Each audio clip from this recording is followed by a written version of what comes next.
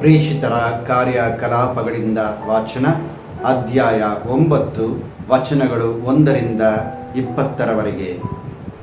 ಸೌಲನು ಯೇಸುವಿನ ಅನುಯಾಯಿಗಳಿಗೆ ಬೆದರಿಕೆ ಹಾಕುತ್ತಾ ಅವರನ್ನು ಸಂಹರಿಸಬೇಕೆಂದಿದ್ದನು.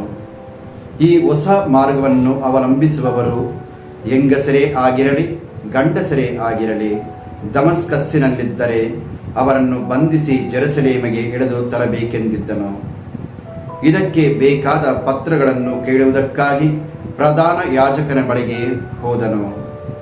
ದಮಸ್ಕಸ್ಸಿನಲ್ಲಿರುವ ಪ್ರಾರ್ಥನಾ ಮಂದಿರದ ಅಧಿಕಾರಿಗಳಿಗೆ ತೋರಿಸಲು ಆ ಪತ್ರಗಳನ್ನು ಪಡೆದನು. ಅವನು ಅಲ್ಲಿಂದ ಪ್ರಯಾಣ ಮಾಡುತ್ತಾ ದಮಸ್ಕಸ್ ಪಟ್ಟಣವನ್ನು ಸಮೀಪಿಸಿದನು. ಇದ್ದಕ್ಕಿದ್ದಂತೆ ಆಕಾಶದಿಂದ ಬೆಳಕೊಂದು ಮಿಂಚಿ ಅವನ ಸುತ್ತಲೂ ಆವರಿಸಿತು. ಅವನು ನೆಲಕ್ಕುರುಳಿದನು. ಸೌಲನೇ, ಸೌಲನೇ, ನನ್ನನ್ನೇಕೆ ಹಿಂಸಿಸುತ್ತಿರುವೆ ಎಂಬ ವಾಣಿ ಅವನಿಗೆ ಕೇಳಿಸಿತು. ಆಗ ಅವನು, ಪ್ರಭು, ನೀವಾರು ಎಂದನು. ನೀನು ಹಿಂಸೆಪಡಿಸುತ್ತಿರುವ ಯೇಸುವೇ ನಾನು. ನೀನೆದ್ದು ಪಟ್ಟಣಕ್ಕೆ ಹೋಗು, ಏನು ಮಾಡಬೇಕೆಂದು ನಿನಗೆ ಅಲ್ಲಿ ತಿಳಿಸಲಾಗುವುದು ಎಂದು ಆ ವಾಣಿ ಹೇಳಿತು. ಸೌಲನೊಡನೆ ಪ್ರಯಾಣ ಮಾಡುತ್ತಿದ್ದವರಿಗೆ ಆ ವಾಣಿ ಕೇಳಿಸಿತೇ ಹೊರತು ಯಾರೂ ಕಾಣಿಸಲಿಲ್ಲ. ಅವರು ಸ್ತಬ್ಧರಾದರು. ಸೌಲನು ಮೇಲಕ್ಕೆದ್ದು ಕಣ್ಣರಳಿಸಿ ನೋಡಿದರು. ಅವನಿಗೇನೂ ಕಾಣಿಸಲಿಲ್ಲ. ಆದುದರಿಂದ ಸಂಗಡಿಗರು ಅವನ ಕೈ ಹಿಡಿದು ದಮಸ್ಕಸ್ ಪಟ್ಟಣಕ್ಕೆ ಕರೆದುಕೊಂಡು ಹೋದರು. 3 ದಿನಗಳವರೆಗೂ ಅವನಿಗೆ ಕಣ್ಣು ಕಾಣಿಸಲಿಲ್ಲ. ಅಲ್ಲದೆ ಅದುವರೆಗೂ ಅವನು ಅನ್ನಪಾನಗಳನ್ನು ಮುಟ್ಟಲಿಲ್ಲ. ದಮಸ್ಕಸ್ಸಿನಲ್ಲಿ ಅನಾನಿಯ ಎಂಬ ಶಿಷ್ಯನಿದ್ದನು. ಪ್ರಭು ಅವನಿಗೆ ದರ್ಶನವಿತ್ತು. ಅನಾನ್ಯ ಎಂದು ಕರೆಯಲು ಅವನು, ಪ್ರಭು, ಅಪ್ಪಣೆಯಾಗಲಿ ಎಂದನು. ಪ್ರಭು ಅವನಿಗೆ, ನೀನೆದ್ದು ನೇರ ಬೀದಿ ಎಂಬ ಹಾದಿಗೆ ಹೋಗು. ತರ್ಸಾದ ಸೌಲ ಎಂಬ ವ್ಯಕ್ತಿಗಾಗಿ ಯೂದನ ಮನೆಯಲ್ಲಿ ವಿಚಾರಿಸು. ಆ ಸೌಲನು ಪ್ರಾರ್ಥನೆಯಲ್ಲಿರುವುದನ್ನು ಕಾಣುವೆ. ಅಲ್ಲಿದೆ ಅನಾನಿಯ ಎಂಬವನ ತನ್ನ ಬಳಿಗೆ ಬಂದು ತಾನು ಮರಳಿ ದೃಷ್ಟಿಯನ್ನು ಪಡೆಯುವಂತೆ ತನ್ನ ಮೇಲೆ ಹಸ್ತನಿಕ್ಷೇಪ ಮಾಡುವುದನ್ನು ದರ್ಶನದಲ್ಲಿ ಕಂಡಿದ್ದಾನೆ ಎಂದರು. ಅನಾನ್ಯ ಪ್ರತ್ಯುತ್ತರವಾಗಿ, ಪ್ರಭು, ಈ ಮನುಷ್ಯ ಜೆರುಸಲೇಮಿನಲ್ಲಿ ತಮ್ಮ ಭಕ್ತರಿಗೆ ಎಷ್ಟು ಕೇಡು ಮಾಡಿದ್ದಾನೆಂಬುದನ್ನು ಅನೇಕರ ಬಾಯಿಂದ ಕೇಳಿದ್ದೇನೆ. ಅಷ್ಟು ಮಾತ್ರವಲ್ಲ, ತಮ್ಮ ನಾಮಸ್ಮರಣೆ ಮಾಡುವವರೆಲ್ಲರನ್ನೂ ಬಂಧಿಸಲು ಮುಖ್ಯ ಯಾಜಕರಿಂದ ಅಧಿಕಾರವನ್ನು ಪಡೆದು ಇಲ್ಲಿಗೆ ಬಂದಿದ್ದಾನೆ ಎಂದನು.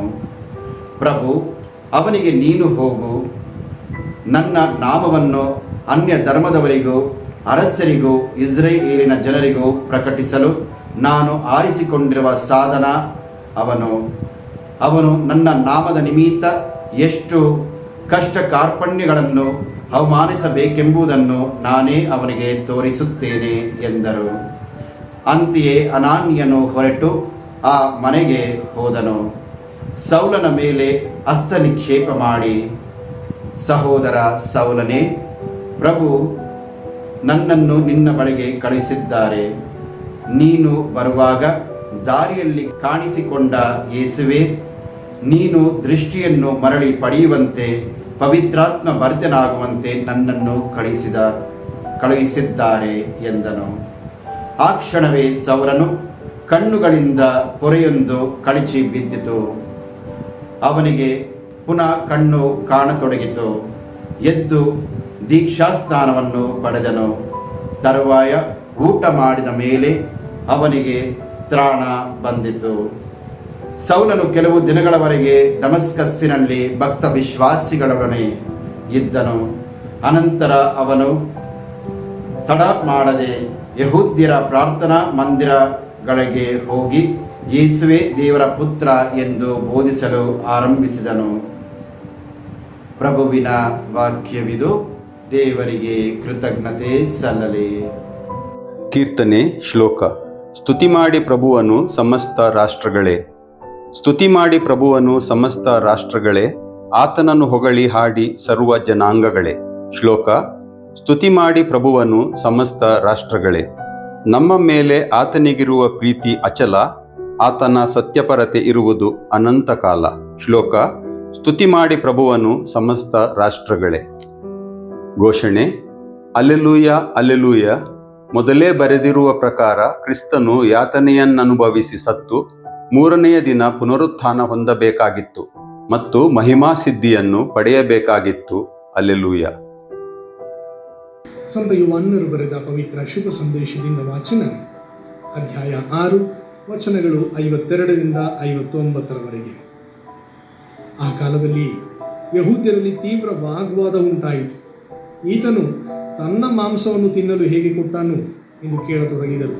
ಅದಕ್ಕೆ ಯೇಸು, ನಾನು ನಿಮಗೆ ಸತ್ಯವಾಗಿ ಹೇಳುತ್ತೇನೆ, ನೀವು ನರಪುತ್ರನ ಮಾಂಸವನ್ನು ತಿನ್ನದೆ ಆತನ ರಕ್ತವನ್ನು ಕುಡಿಯದೆ ಹೋದರೆ ನಿಮ್ಮಲ್ಲಿ ಜೀವ ಇರುವುದಿಲ್ಲ. ನನ್ನ ಮಾಂಸವನ್ನು ತಿಂದು ನನ್ನ ರಕ್ತವನ್ನು ಕುಡಿಯುವವನಲ್ಲಿ ನಿತ್ಯ ಜೀವ ಇರುತ್ತದೆ, ಅಲ್ಲದೆ ಅಂತಿಮ ದಿನದಂದು ನಾನು ಅವನನ್ನು ಜೀವಕ್ಕೆ ಎಬ್ಬಿಸುತ್ತೇನೆ. ನನ್ನ ಮಾಂಸವೇ ನಿಜವಾದ ಆಹಾರ, ನನ್ನ ರಕ್ತವೇ ನಿಜವಾದ ಪಾನ. ನನ್ನ ಮಾಂಸವನ್ನು ತಿಂದು ನನ್ನ ರಕ್ತವನ್ನು ಕುಡಿಯುವವನು ನನ್ನಲ್ಲಿ ನೆಲೆಸಿರುತ್ತಾನೆ, ನಾನು ಅವನಲ್ಲಿ ನೆಲೆಸಿರುತ್ತೇನೆ. ಜೀವಸ್ವರೂಪಿಯಾದ ಪಿತನು ನನ್ನನ್ನು ಕಳುಹಿಸಿಕೊಟ್ಟಿರುವರು, ನಾನು ಅವರಿಂದಲೇ ಜೀವಿಸುತ್ತೇನೆ. ಅಂತೆಯೇ ನನ್ನನ್ನು ಭುಜಿಸುವವನು ನನ್ನಿಂದಲೇ ಜೀವಿಸುತ್ತಾನೆ. ಸ್ವರ್ಗದಿಂದ ಇಳಿದು ಬಂದ ರೊಟ್ಟಿ ಇದೇ. ನಿಮ್ಮ ಪೂರ್ವಜರು ಮನ್ನಾವನ್ನು ತಿಂದರೂ ಸಾವಿಗೆ ತುತ್ತಾದರು. ಇದು ಹಾಗಲ್ಲ. ಈ ರೊಟ್ಟಿಯನ್ನು ತಿನ್ನುವವನು ಚಿರಕಾಲ ಬಾಳುವನು ಎಂದು ಹೇಳಿದರು. ಕಫೆರ್ನಹೂಮಿನ ಪ್ರಾರ್ಥನಾ ಮಂದಿರದಲ್ಲಿ ಯೇಸು ಬೋಧನೆ ಮಾಡುತ್ತಿದ್ದಾಗ ಆಡಿದ ಮಾತುಗಳಿಗೂ. ಪ್ರಭುವಿನ ಶುಭ ಸಂದೇಶ. ಕ್ರಿಸ್ತರೇ, ನಿಮಗೆ ಸ್ತುತಿ ಸಲ್ಲಲಿ. ಪ್ರಿಯರೇ, ನಾವು ಏನಾಗುತ್ತೇವೋ ಅದು ನಮ್ಮ ಆಯ್ಕೆಯಾಗಿರುತ್ತದೆ ಎಂಬುದನ್ನು ನಾವು ಕೇಳಿದ್ದೇವೆ. ಆದರೂ ಕೆಲವು ಬಾರಿ ನಮಗೆ ಬೇಕಾದುದನ್ನು ಪ್ರಭು ತಾವೇ ಆಯ್ಕೆ ಮಾಡಿ ಅದನ್ನು ನಾವು ಸ್ವೀಕರಿಸುವಂತೆಯೂ ಮಾಡುತ್ತಾರೆ. ಸರಳವಾಗಿ ಹೇಳಬೇಕೆಂದರೆ, ನಮ್ಮ ಪ್ರಾರ್ಥನೆಗಳಿಗೆ ದೇವರ ಉತ್ತರ ಕೆಲವೊಮ್ಮೆ ಆಗಲಿ, ಕೆಲವೊಮ್ಮೆ ಇಲ್ಲ, ಕೆಲವೊಮ್ಮೆ ತಾಳು ಎಂಬುದು ಏಕೆಂದರೆ ಆ ಪ್ರಾರ್ಥನೆಗಳನ್ನು ಪಡೆದುಕೊಳ್ಳುವ ಅಥವಾ ಅದರ ಅಗತ್ಯ ಆ ತಕ್ಷಣಕ್ಕೆ ಇಲ್ಲ, ಹಾಗಾಗಿ ತಾಳು ಎನ್ನುತ್ತಾರೆ. ಇಂದಿನ ಮೊದಲನೇ ವಾಚನದಲ್ಲಿ ಅನನೀಯ ಪ್ರಭುವಿಗೆ ಪೌಲನ ವಿಚಾರವನ್ನು ಹೇಳುತ್ತಾ ವಿವರಿಸುತ್ತಾನೆ. ಆದರೆ ಪ್ರಭು ಪೌಲನ ಬಗ್ಗೆ ಅವರಿಗಿರುವ ಯೋಜನೆಯನ್ನು ಅವನಿಗೆ ತಿಳಿಸುತ್ತಾರೆ. ನಮ್ಮ ಜೀವನದಲ್ಲಿಯೂ ಹೀಗೆಯೇ. ಪ್ರಭು ನಮ್ಮ ಪ್ರಾರ್ಥನೆಗೆ ಆಗಲಿ ಎಂದರೆ ಅದು ದೊರಕುತ್ತದೆ, ಇಲ್ಲ ಎಂಬ ಉತ್ತರ ಬಂದರೆ ಅವರ ತೀರ್ಪು ಸರಿಯಾಗಿದೆ ಎಂಬ ವಿಶ್ವಾಸ ನಮಗೆ ಬೇಕು. ಅಥವಾ ತಾಳು ಎಂಬ ಉತ್ತರವಾದರೆ ಅವರ ಯೋಜನೆ ಬೇರೆಯದೇ ಇದೆ, ಅದನ್ನು ಸ್ವೀಕರಿಸಲು ಸಿದ್ಧರಾಗಬೇಕು ಎಂಬುದಾಗಿ ತಿಳಿಯಬೇಕು. ಪೌಲನ ಬಗ್ಗೆ ಪ್ರಭುವಿನ ಆಲೋಚನೆಯಿಂದಾಗಿ ಧರ್ಮಸಭೆ ಮಹಾಚಿಂತಕ, ತತ್ವಜ್ಞಾನಿ, ದೈವಶಾಸ್ತ್ರಜ್ಞ, ಸಂತನನ್ನ ಪಡೆಯಿತು. ಪೌಲನ ಉತ್ತರಕ್ಕಾಗಿ ಕಾಯದೆ ಪೌಲನನ್ನು ಅವರೇ ಆರಿಸಿಕೊಂಡಿದ್ದರು. ಪ್ರಿಯರೇ, ನಾವು ಪ್ರಭುವಿನ ಕೈಯಲ್ಲಿ ನಮ್ಮನ್ನೇ ಒಪ್ಪಿಸಿ ಅವರ ಇಷ್ಟಾರ್ಥವನ್ನು ಸ್ವೀಕರಿಸಿದರೆ ಪೌಲನಂತೆ ಉತ್ತಮ ಸಾಧನವಾಗಬಲ್ಲೆವು ಅಲ್ಲವೇ?